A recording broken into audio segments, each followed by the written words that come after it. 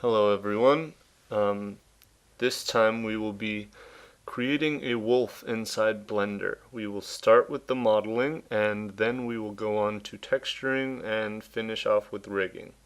First I'd like to show the settings that I use because I will be displaying the keys that I input, and they will be at the bottom left corner of the 3D viewport. In this tutorial I do speed up the clips every now and then, and if at any point you do not understand what I clicked or what was done, then YouTube has this setting where you can watch it at a slower pace, or you're always welcome to comment on the videos. I answer pretty quickly, if not instantly, then before the day's over.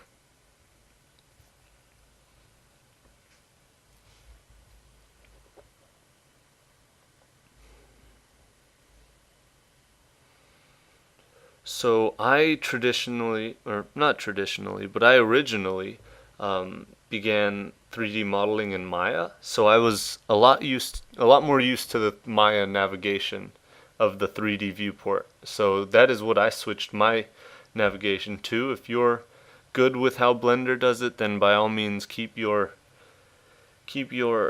settings as is. Alright, so first we're gonna delete everything in the scene, and then we will import or place the reference image that we will be using. If you don't see that bar on the right side of the screen, then you can always press N, and that will bring it up, but you check the background image and then you go find wherever you saved that image on your computer. And for this image view, in order to see the image, you have to be in orthographic view, and for me that was pressing the number 5. And as you can see, there is the reference image we'll be working from today.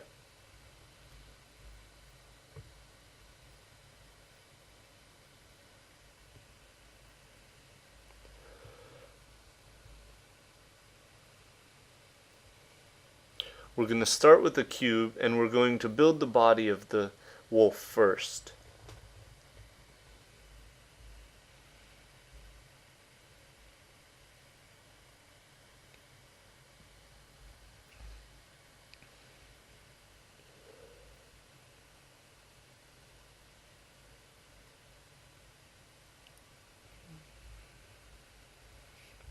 There are a few instances where the keys I press do not show up on the screen, and I will try my best to make sure that that all of them do, or if they, no, not that all of them do, but that I explain them thoroughly, or explain what I do thoroughly.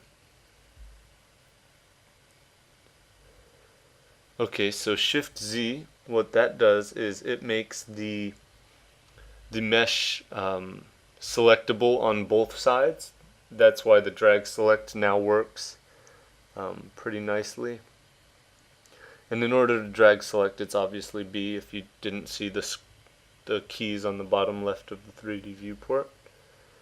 There is a unique way that you can select in Blender, and it is by doing Control and then right clicking, and that is lasso selection instead of the drag selection.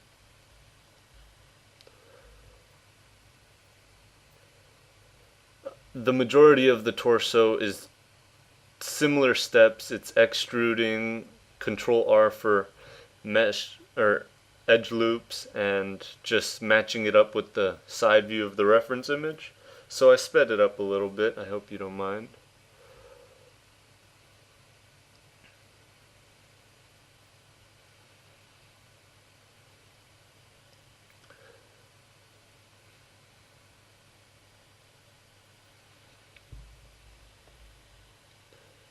Alright, so now we're going to do the mirror modifier, and you have to cut the mesh in half in order to do so. So I did an edge loop across the middle of the mesh, and I deleted the left side of the faces, and I added a mirror modifier, which mirrors the mesh, and now I only have to do one side of the mesh in order for it to be symmetrical, or in order to complete the model. I like mirror and symmetry. It's very nice. So now I'm adding more mesh or edge loops across the torso of the chest or the torso of the wolf, because I mean, wolves are not just boxy. They have some volume to them and some shape, and they're not jagged and harsh edges. So this is all just by experience. I've never actually seen a wolf in real life, but I figure they're similar to dogs, and I have a few dogs, and I know how their bodies are shaped. So I'm just pulling some vertices out to give volume for the legs and the rib cage, and just the inner anatomy to make it look more realistic. Make the wolf look more realistic.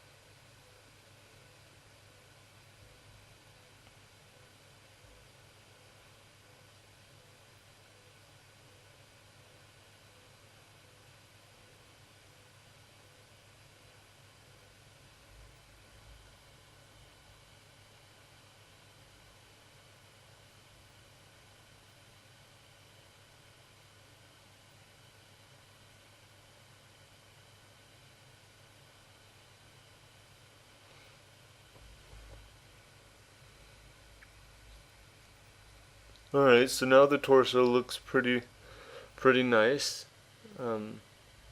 There is a bit mismatch with the head area, or where the head will attach.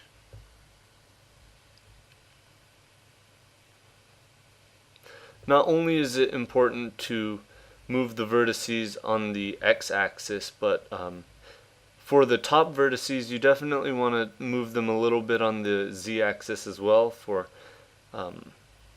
that just makes the shape a bit more round. And as I'm panning around, I noticed that there is some separation in the mesh, and I forgot to check the clipping in the modifier menu of the mesh, and when you do that, you can drag it and they'll just snap together. So now there are no holes in the mesh.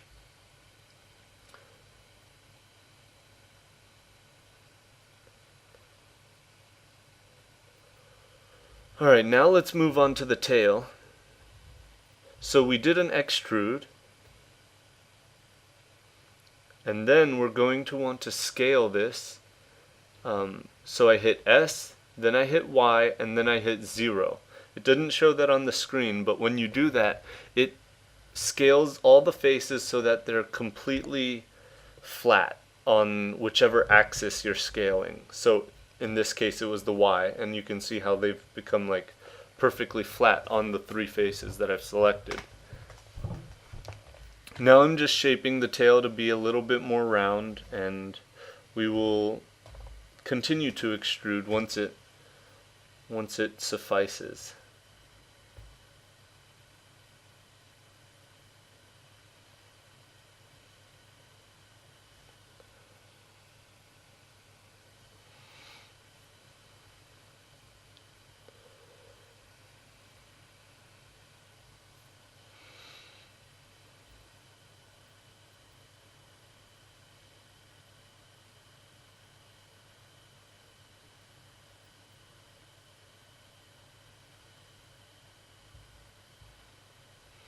Okay, now we will continue to extrude. Oh, I lied.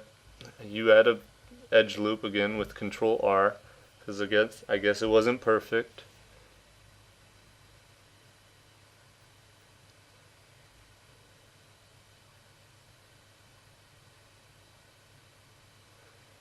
Alright, now it looks about right. I'm guessing now we'll extrude. Yeah, here we go.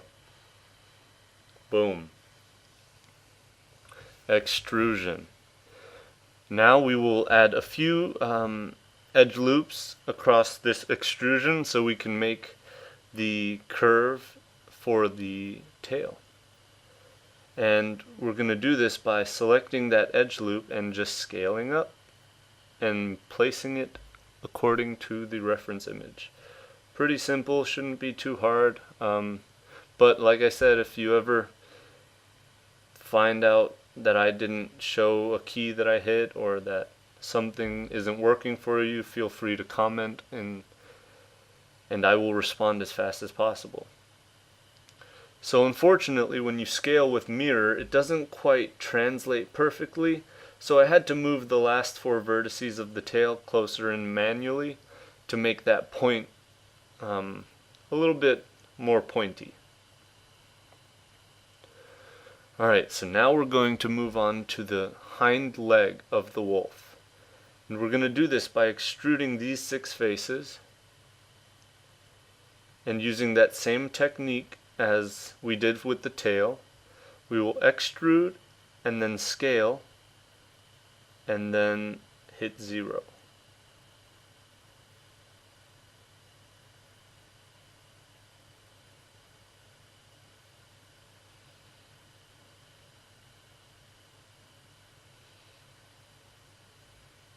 In this case, we scaled in the Z direction and then hit 0. Alright, so now I'm just going to move the vertices to round out the hind legs because they sure as heck aren't very cubey or block-like like this. They're organic shapes. It turns out when I did that scale on the 6 faces, it didn't turn out exactly how I wanted, so I kind of undid the outer region of the vertices to give it a more smooth feel, a smooth transition. That's what I mean to say.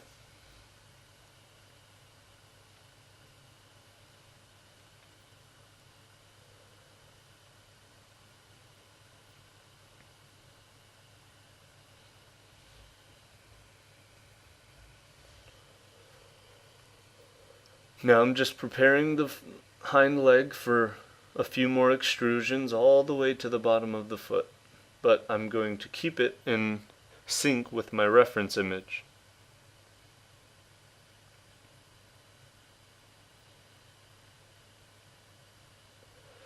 For curves and for rounded bends on this wolf, I tend to extrude and then rotate and then place it according to the reference image. You can just do a massive extrusion and then, like, not a massive extrusion, but an extrusion from the hips all the way down to the foot and then add edge loops and do it that way if you wanted, but I just prefer doing it this way. It's different for everyone though, so do what you please, as long as it follows the reference image.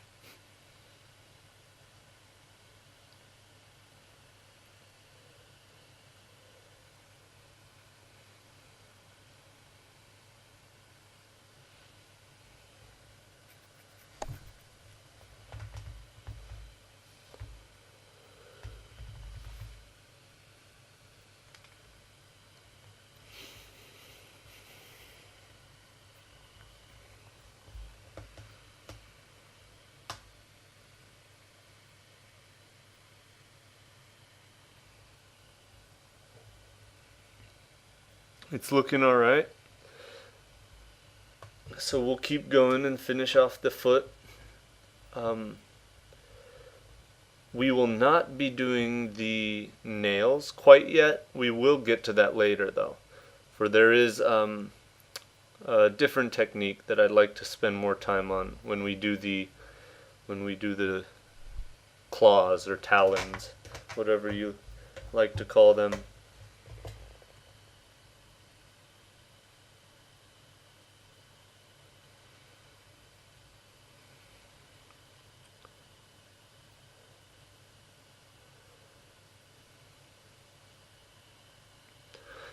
I'm noticing that the legs don't look as round as they should, so we will get to that next.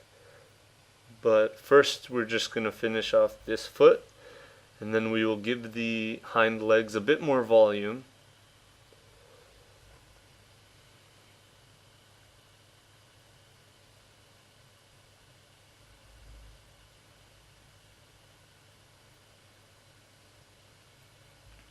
Alright, so that's all we'll do for now. Time to give this hind leg, or these hind legs, a bit more volume, for they look fairly skinny.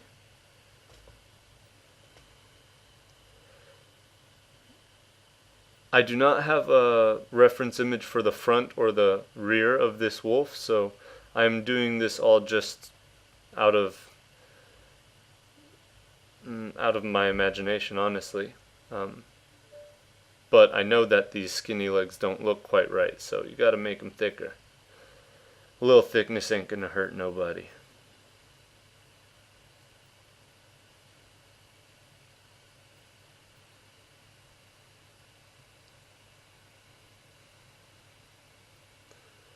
So I'm moving each vertex one by one, but if you wanted to, you could definitely speed this up by selecting multiple vertices and scaling them in the X direction, which would do the same thing, but you have a little bit less control, but I think either way works. If I were to redo it, I would probably do it the scalar way, where you select them and scale.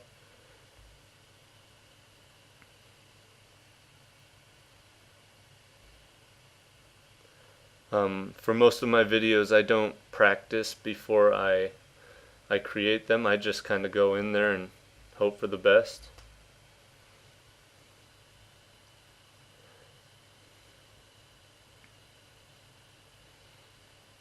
Sometimes I spend a little longer on things that I shouldn't have, and that's why I like editing my videos, so that you're not watching me test things out and make mistakes. Though I promise I do make mistakes.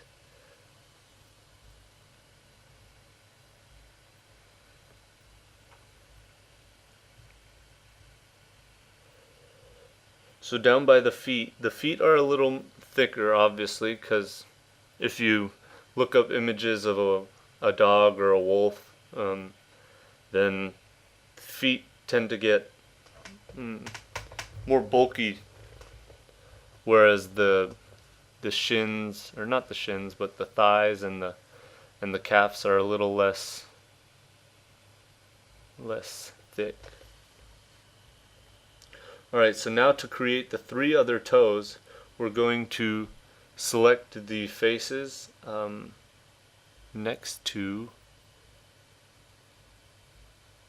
the middle toe.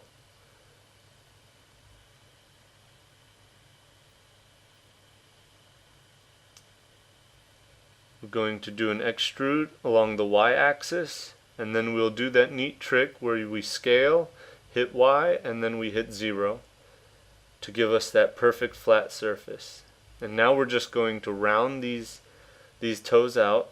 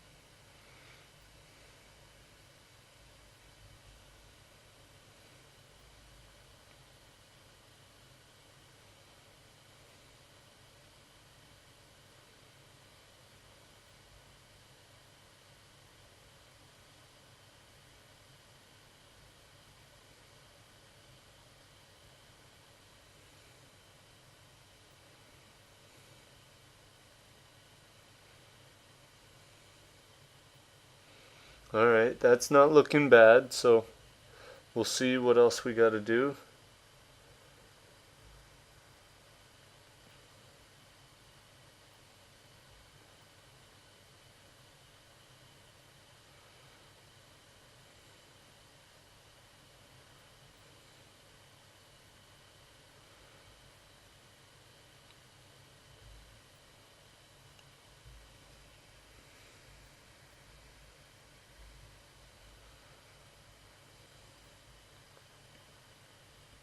I added a little more geometry on the hind leg because they will be bending a lot when we create our rig, and the more geometry, the smoother the deformation will be.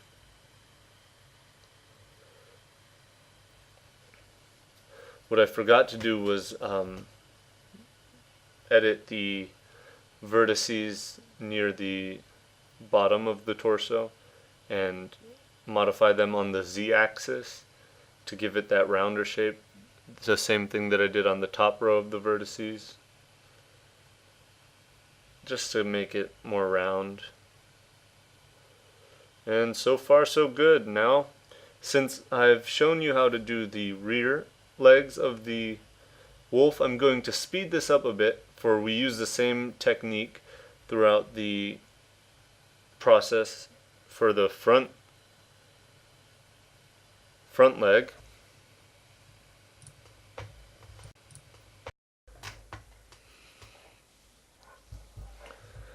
To be honest, the front arm was a little bit harder for me, but I did use the same exact technique, so I'm not going to spend too much time describing this or the process.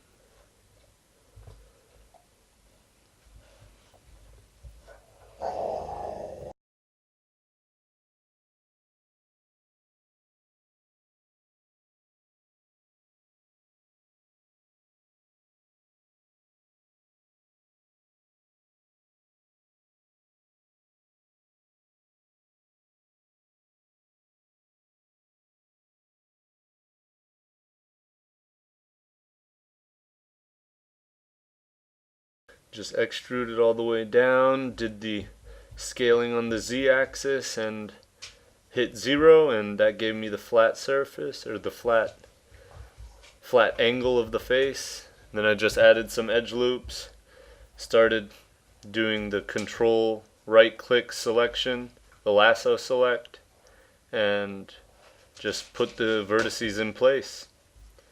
As you can see, the front arm was kind of not looking too good, so I moved it a little, made it work. And as you'll notice, it's also not, it doesn't have the volume that a normal front leg should have, so thickened it up a little bit. And this is the technique where you select the vertices and scale it on the x-axis.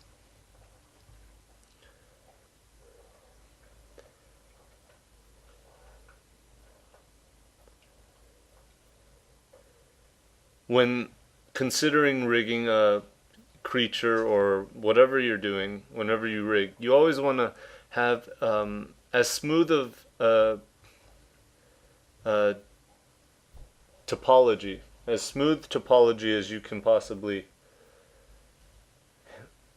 make. And when there is a lot of bending going on, you're going to want to have quite a bit of geometry, but not too much, around that bend.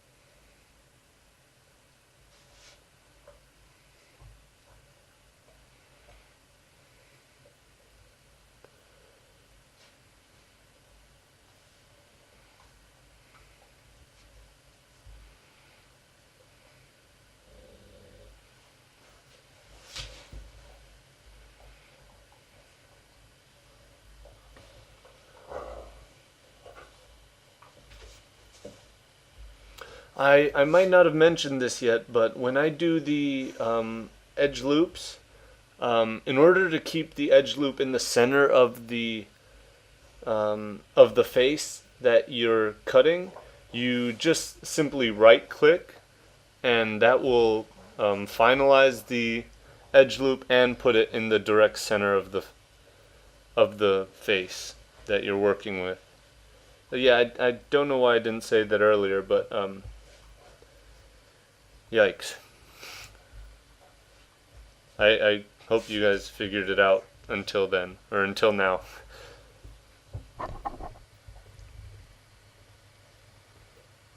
Alright, so it's looking like the almost the full body of the wolf is done. Now we're just gonna finish off with the head and the face of the wolf. And we do just some extrusions and some scales.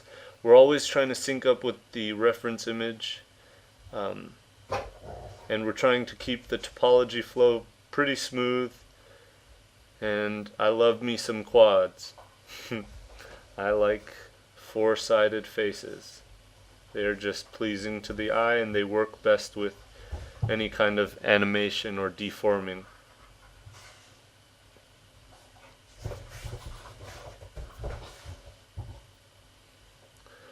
Alright, so right now it's starting to look like a platypus face, so we wanna point it out a little more. When you look at a wolf from the top down, you'll notice that the nose is a point where the head gets wider and wider. It's like a V shape, so that's what I'm going for. I'm gonna try to make it as realistic as possible, but it's also going to be a stylized wolf.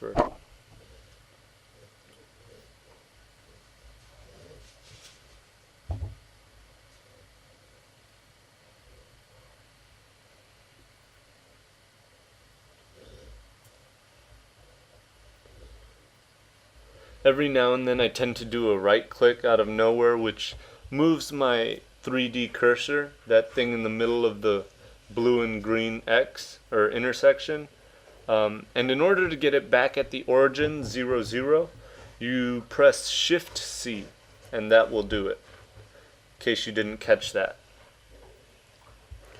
Alright, so the face is looking pretty good. Now we're going to extrude the ears and do some work on those.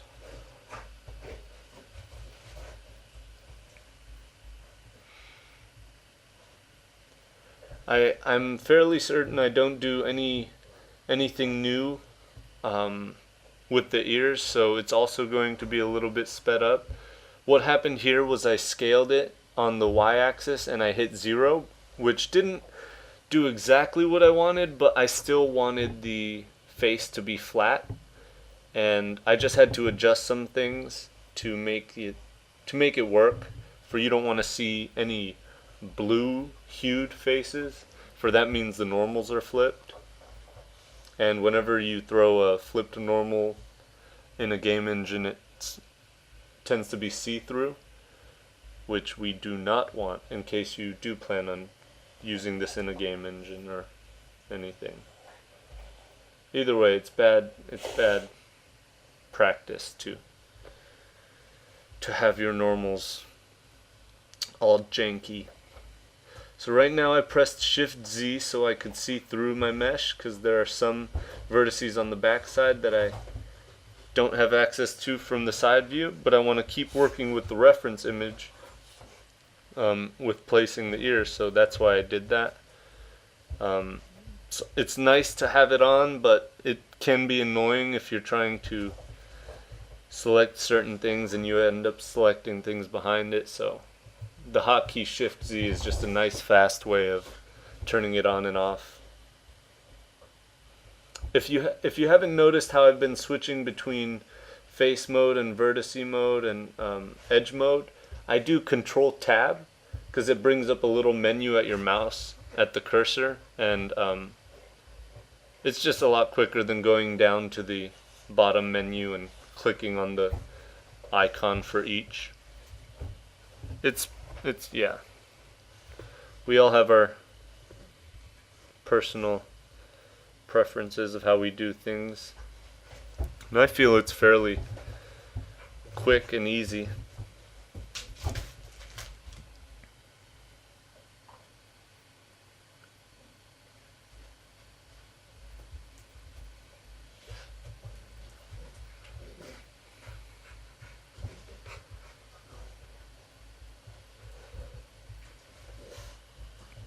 If I'm being honest, when I thought I was finished with the wolf, I still had some constructive feedback from my peers about the ears, saying that they were a bit too round and a bit too big. They looked like mouse ears. So I went back and I fixed that. I wanted to let you guys know that ahead of time so you don't make the same mistake I did. But right now the ears are a bit too big and they're fairly round, but by the end of the video you'll see how I fixed that. But if you want to try to make it good now, then by all means I advise you do.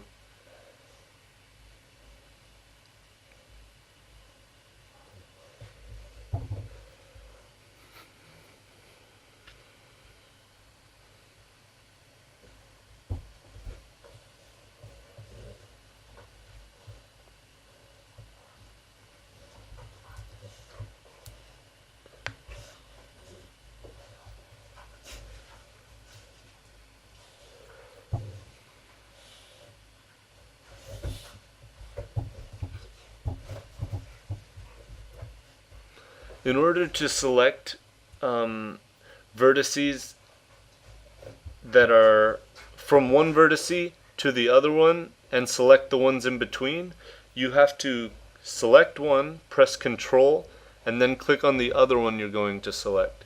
Sometimes it may not behave how you expect because what the function does, it finds the shortest path to the last vertice you click.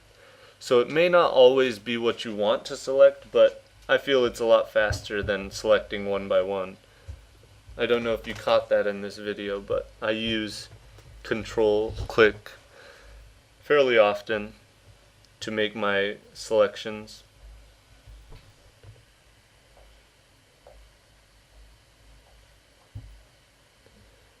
I also like my Control right mouse click drag select or lasso select. It's very nice.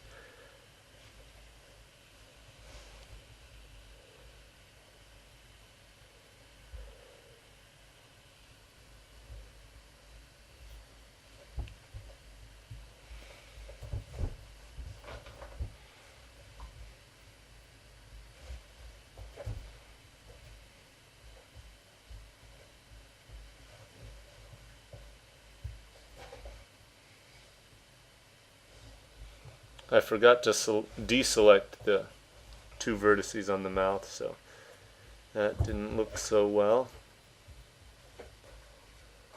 But like I said, I'm making the face very pointy. I mean, not very pointy, but realistically pointy.